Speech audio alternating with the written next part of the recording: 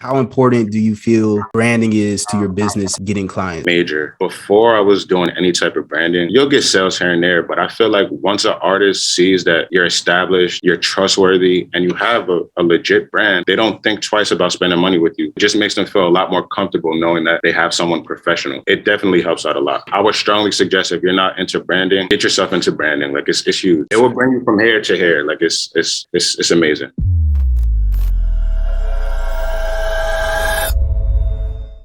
I appreciate all the support. If you guys would like and comment and subscribe to the channel, then we'll get into the video.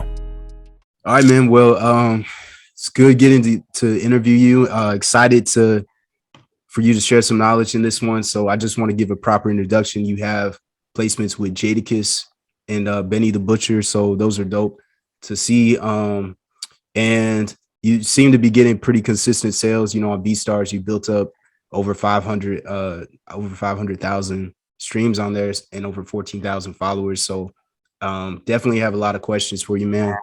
The first one is that when I first saw your profile, you had 2 managers on there. So that's something you don't see too often. So how did that happen? How has that helped you in your career, first off? And also, like, who found who first? Well, with Irv, that was actually, we actually used to work together, and we ended up getting close at work. And then turns out he has some pretty solid connections, and we actually were able to work together and build something up. He pretty much helps me with like my day-to-day stuff, setting up meetings, or like, you know, like setting up the podcast, going to studio sessions, things like that. As far as Brittany, I met her at an event in Philly. She's a playlist curator. And yeah, we ended up getting cool, chopping it up. And she pretty much helps me find artists in like the Philadelphia area. And she's always connected with upcoming artists, and she helps in that way. Got you. Yeah, that's dope to see. So is that a big part of your business then, is like getting in sessions with the artist, you know, setting up studio sessions and booking time, you know, and things like that? Definitely. I try to do it as much as I can. You feel me? And growing on BeatStars, I'm starting to see a lot more volume. So they definitely help out a lot. It gets a little overwhelming, and they definitely play their role and help out a lot. Got you. And then like seeing you have placements with Benny the Butcher, with Jadakiss, like those are big placements, you know, with major names. So I'm sure a lot of producers hit you up, you know, all the time asking to collab and stuff like that. So would you view yourself as being like an industry producer, like somebody who's chasing placements more of, or do you view yourself as more of like an internet producer, since that game kind of took off for you? To be honest, I'm not really into like labeling myself. I feel like at the end of the day, you have industry guys, you have internet guys, we all do the same thing. So to me, I just like to say I'm a music producer. I don't really like to put a label on it. Yeah, for sure. And that's something that I see a lot of people do, is like they kind of put a label and they're like, they start getting placements and they start to like kind of drift away from the internet game. It's like, that's where the bread's at, you know. You can't stop doing what made you successful in the first point. You know what I'm saying? That's definitely a fact. Yeah, but so yeah, I saw on your Twitter though that it seems like you're having a lot of success whenever you do tweets like, you know, who's got bars and things like that. Is that bringing a lot of business to you, or is that more like for the brand awareness side of things? Yeah, that has become a huge marketing tool for me. Honestly, I'm getting a lot of sales from Twitter. I'm connecting with a lot of artists on Twitter. There's a producer, his name is Josh Crespo, I believe. Okay. One day he was on Twitter talking about engagement tweets, and I seen the tweet and I kind of ran with it, and I just been seeing success over the past couple of years. I'll just ask a general question and aim it towards artists or producers, and yeah, it's getting a lot of feedback from it. Got you. And you have like over 5,000, you know, on Twitter, for those who don't know. So like in building that following, like how many times do you tweet? Like, is there a rule to it, or you just have no set schedule? You just kind of do whatever you feel like? Yeah, sometimes I just feel like tweeting. I like to wake up and I'm big on trying to follow certain type of accounts. Like I noticed when I followed a bunch of females, will say, you kind of get distracted. So like I noticed when I started following positive pages or like Bible verse pages, anything positive. I try to incorporate myself with. So I try to wake up and tweet something positive every morning, and then after that, it's just whenever I feel like tweeting, I'll tweet. Got you. Okay, so and then on that same topic, like having 14,000 followers on BeatStars, over 500,000 plays, like how much promotion goes into that? Is there any promo, or is it kind of like an organic thing since you have over 300 tracks on there? At first it was pretty organic. I just this year recently started paying for some ads. But yeah, most of it has been organic. I think BeatStars had reposted one of my beats. I had collabed with DJ Payne and they had reposted one of my beats. And from there, I started seeing a lot of traction after that. Got you. Okay, and so BeatStars reposting it, like what does that mean? Is that through like one of the playlists they got going on, or what? Well, yeah, I collabed with Payne and he dropped the song on his BeatStars account, listing me as the collaborator. And the BeatStars profile on BeatStars, they reposted our beat to their feed. So it's just, hundreds of thousands of listeners. And yeah, the track did well. It did well. Got you. Okay, got you. So so I want to move on to talking about like the sample packs you got going on. I know we're both on waves.com. I got into that late, but like in like making your own samples and things like that, do you have a favorite VST? Do you use like other tools like Arcade or anything like that? Yeah, right now I like Arcade heavy right now. At least for like the vocal chops. And then, like Omnisphere, really, for the most part, just Omnisphere and Arcade, really. Gotcha. Do you have any like sound banks? Like expand a little bit further on like, do you do your own sound design? Do you have some go-to presets that you go to, or do you find like some dope sound designers or anything like that? Well, it really depends. With the sample packs, sometimes I'll do like a lot of the main production, but a lot of times we'll also bring in, session musicians. You might need someone to play a horn or someone to lay a bass line. It all depends. Everything is different. Okay, and like you make a lot of boom bap beats. I was listening on your over on your site. So there was one, you're talking to sound design. There was one, I think he had like horns or saxophone in it. So are all of those live instruments, or are any of those coming from like Contact or something like that? Yeah, Contact is great. Splice, I kind of slowed down from Splice just because you start to hear a lot of producers using the same sounds. But Splice, the one shots are pretty dope. You could find some instruments that are live. Again, it depends. Each beat is different, Yeah, most definitely. So I want to talk more about the industry side of things and getting those big placements. So is this like, do you send beats out, full beats out? Do you send samples out, since you do a little bit of both? Like, so how did you get those placements? Well, the Benny is weird. I'm a part of a production group. They go by the name of Diamond Cartel. One of the engineers, I forget the name of the app, but there was an app where you can find musicians. So he found an artist that goes by the name of D King in Baltimore. He found us on the app. He drove all the way down to New Jersey and booked a session with us. Just so happens that the song that he was bringing to us had Benny on it. I didn't produce the record, but me and my team got to actually mix the vocals and put together the song for him. So that was pretty dope. That's crazy. Jadakiss, that was more so, that really just came from BeatStars. I had a beat on BeatStars and an artist from around the way ended up purchasing it. And a couple months later, he comes back. He has Fred the Godson on the song. DNA the Battle Rapper was on the song. E-Class from the Hoodies, he was on the song as well.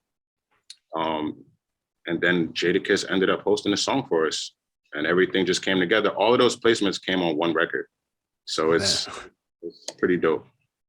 Yeah, you don't hear that too often though, like putting something on BeatStars and artists picking it up and then getting placements from it. That's like kind of a rarity. So like, are you doing anything to kind of replicate that process, or like being in studio sessions, do any bigger artists in Jersey come through? Yeah, we go to a studio in Clifton, so amazing. You run into like Fetty. Um, we're in Bloomfield at the Purple Penthouse. You meet a lot. You get. I'm sorry. You get guys like Surf. He comes through. It's a lot. I can't really think. To me, Yeah. it's a little different. Like I don't really look at these guys as like celebrities. We kind of see them on a regular. So it is what it is. Right. Yeah, because I know you go to Atlanta or something, you go down to like Lenox Mall or something, you start seeing celebrities just kind of walk through there, but it kind of becomes like a normality. But when I've only been in one bigger session with an artist before, like down in Atlanta, and like I didn't really know like what to expect, but it's like they're just regular people, you know what I'm saying? So like, do you feel like too many people are clout chasing? Of course. But I guess that comes with the game. I mean, a lot of things you see in the music industry are fake. I'll keep it like that. Clout is a part of it. So yeah, it's definitely a lot of clout chasing going on. I try to stay away from it. I'm very like to myself. I don't really like attention at all. So I'm not really chasing clout. I try to stay away from that. Got you. Yeah, and that's something like people start to see numbers and they start to think like, oh, like I need to chase being famous, and they don't realize like the result comes from, putting in the work, setting up the brand and things like that. So like how important do you feel branding is to your business and like getting clients and things like that? Major. Before I was doing any type of branding, you'll get sales here and there, but I feel like once an artist sees that you're established and you're trustworthy and you have a legit brand, they don't think twice about spending money with you. It just makes them feel a lot more comfortable knowing that they have someone professional. It definitely helps out a lot. I would strongly suggest if you're not into branding, get yourself into branding. Like it's huge. It will bring you from here to here. Like it's amazing. That's what I tell a lot of people. They'll hit me up and they'll be like, why am I not getting any sales? My beats are dope. And it's just, screen recordings, things like that, or just random pictures like mixing with the personal profile. So I definitely agree with you on that. So that's definitely like one of the first things I tell somebody is like, get your brand right, set up some kind of structure, because, sometimes even it comes down to like color scheme and things like that. You know what And I'm saying? some people don't realize how important like just having a color over and over again might trigger someone to purchase a beat from you. It all comes together. Everything has to work. Yeah.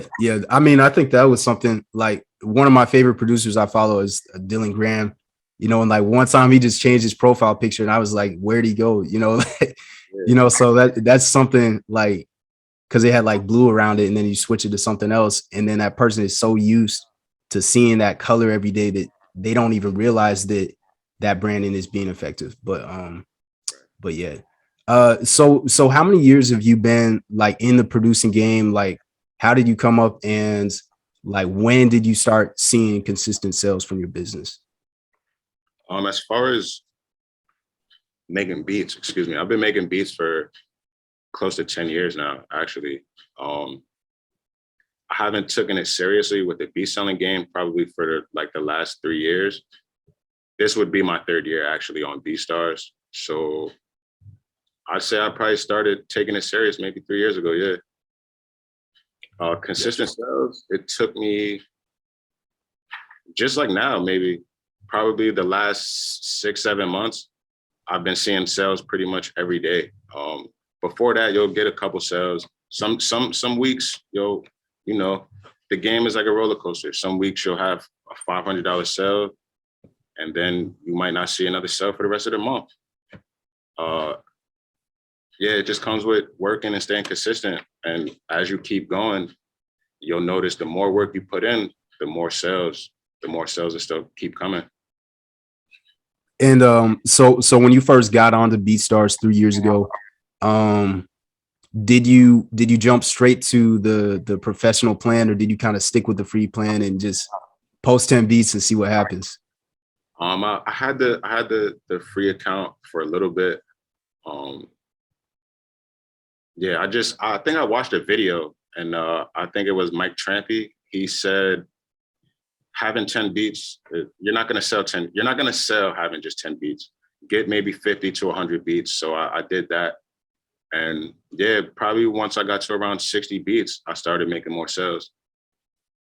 That's something that a lot of people don't realize is like having a catalog of beats really helps. I feel like we're like dealing in music basically. So like you need to get artists addicted to your sound. You need to have a catalog of work that they can, you know, sift through and see if they vibe to any, because some of the beats might be almost there. Some of the beats, you know, might not be the genre they're looking for.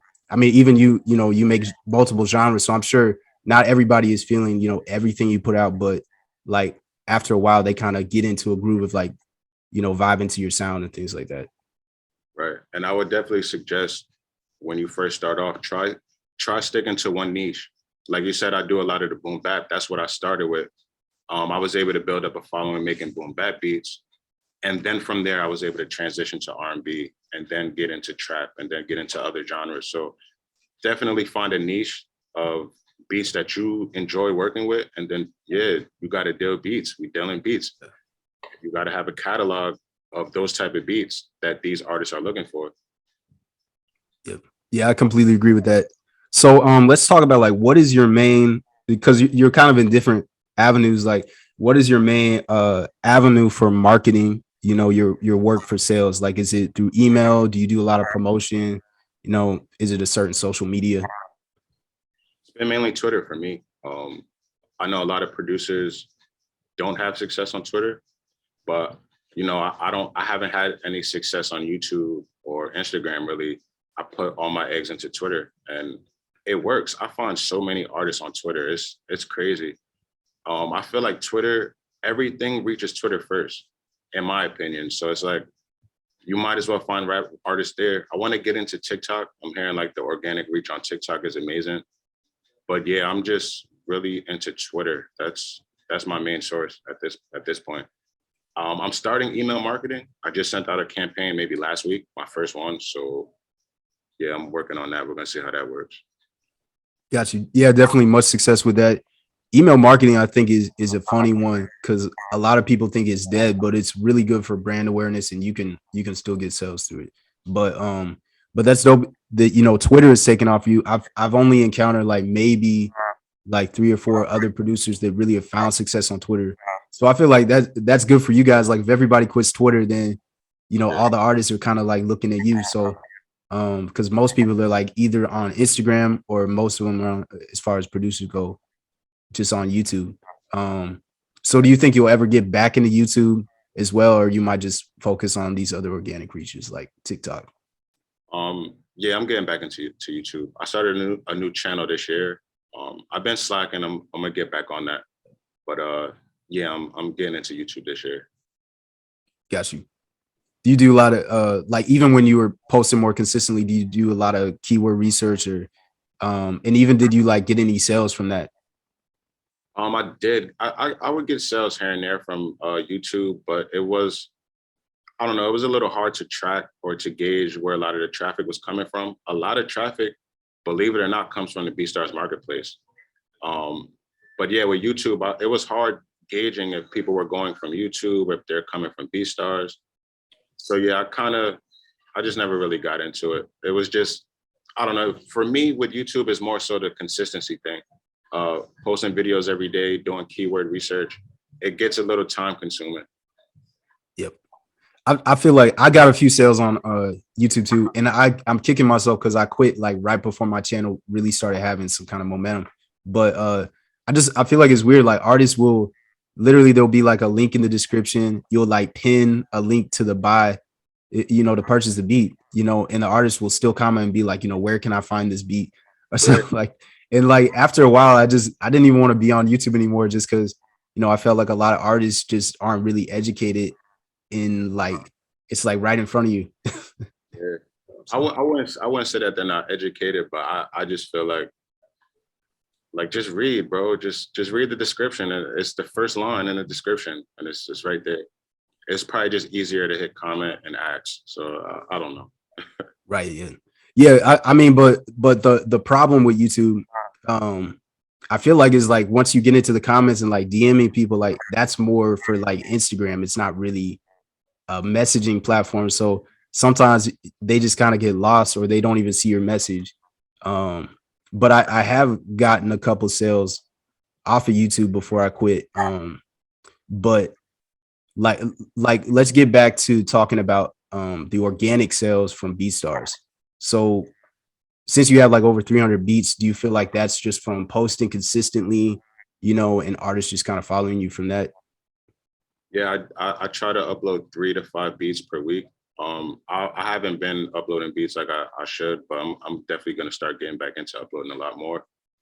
But yeah, at first I was uploading like 3 to 5 beats a week and just trying to build my catalog. And it's weird. Once you start seeing your numbers go up, it gets a little addicting. You want to just keep doing it more and more and more. And that's pretty much what happened. I just started growing up the following, and yeah, people started buying beats. There was a lot of artists. There's a lot of producers, but there's a lot of artists as well.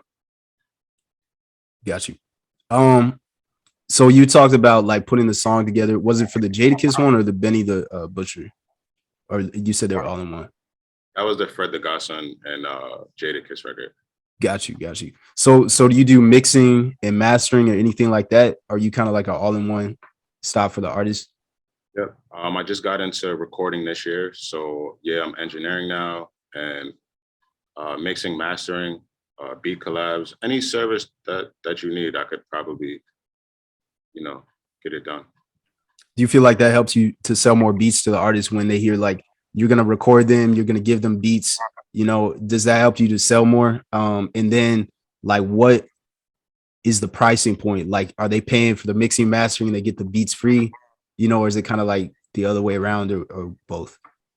Well, like I said, I just got into engineering, so artists that I'm recording, they're simply just paying for the recording.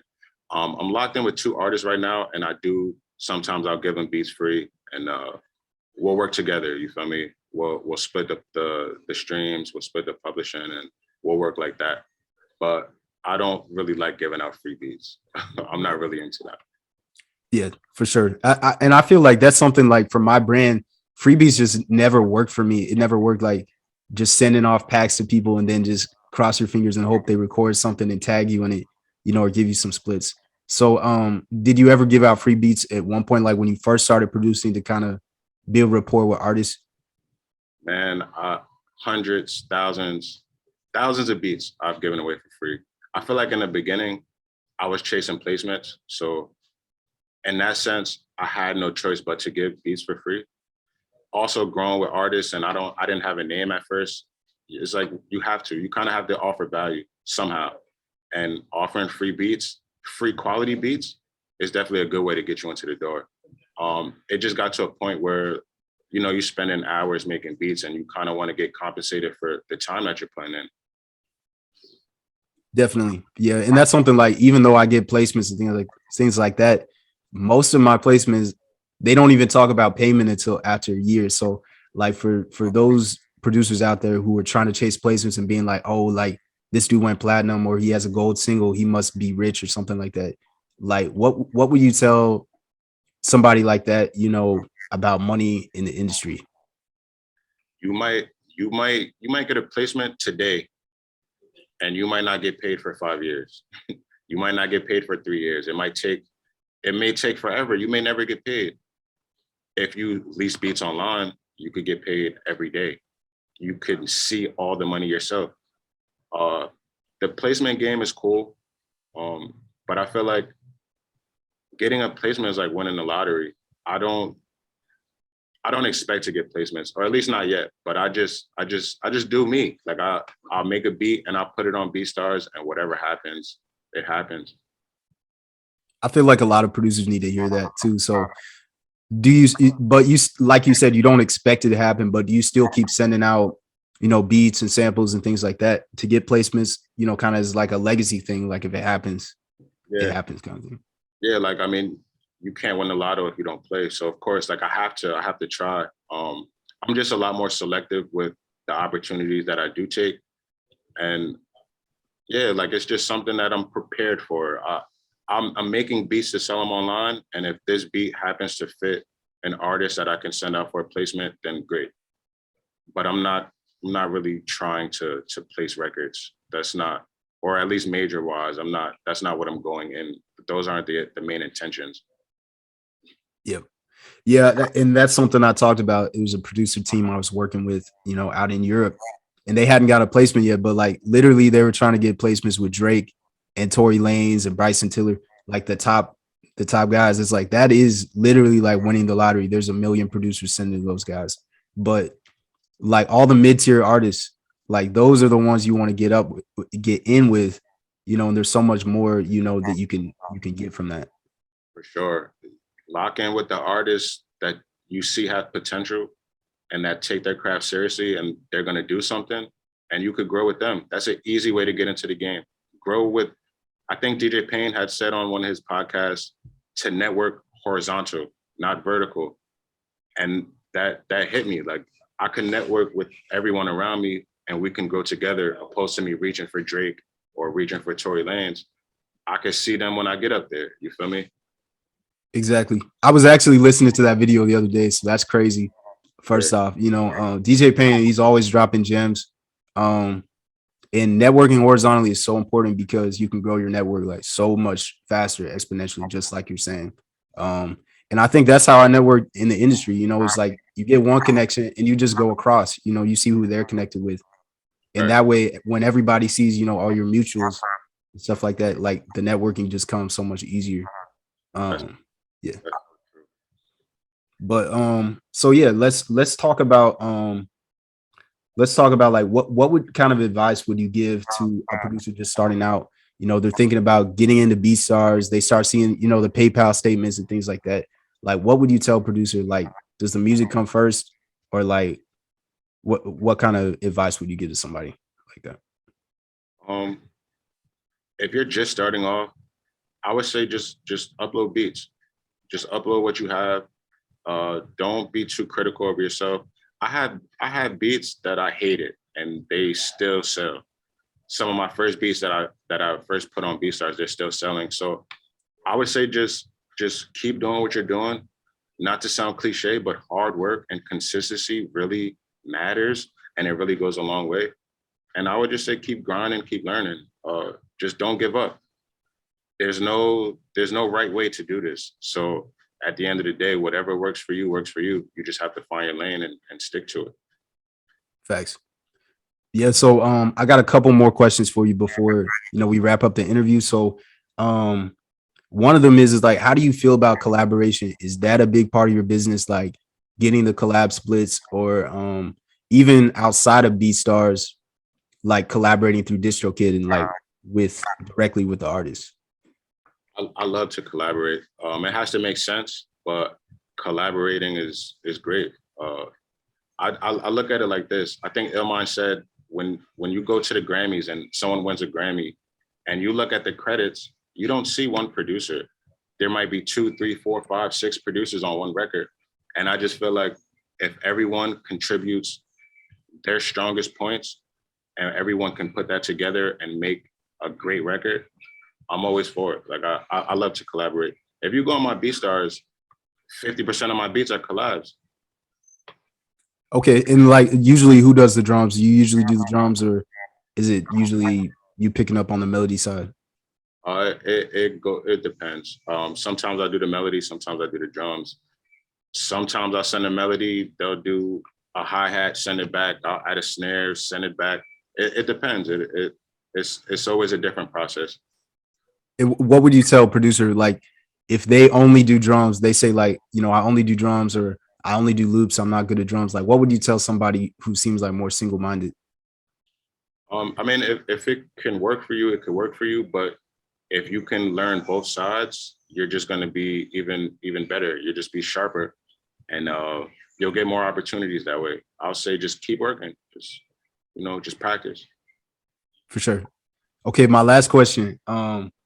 I saw you posted a story on Instagram. It said, oh shoot, it's not popping up, but it said like you're getting consistent sales daily. So you're thinking about dropping a course. You were trying to see who's interested. So like so that's my question. When's the course dropping? I'm still typing a course, and honestly, I think I'm going to do it for free.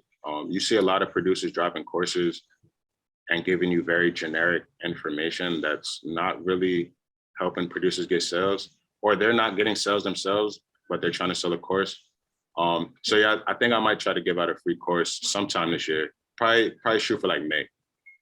Got you. Okay, so anybody who's listening to that, stay tuned in for May when he drops the course. I'm gonna hold you to that. But yeah, and even to say that, like I have a course, you know, it is a paid course, but like a couple producers have gotten to be full-time producers just off of using the course. But I've bought so many courses where it's like a one-page PDF, and like it either says like get a robot to like spam artists, you know, or it says like the generic information, just like you're saying. So it's a lot. Sometimes it's just a money grab. Exactly. A lot of times it's just a money grab. I like the producer community. You feel me? I'm realizing the more value you give, the more that's going to come back to you. So if I give out a free course and I'm able to help anyone get one sale, it's worth it. Most definitely. Yeah. And I appreciate like even just today, you know, just learning from, you know, your experiences, things, it's definitely valuable. I hope that a lot of other people, producers see value, you know, in this interview. So I definitely appreciate your time. And before we head out, like where can producers, if they want to hit you up, you know, get in contact with you, where can they find you? Twitter, Instagram, everything is LetsGoHayes _. Or you could DM me on BeatStars.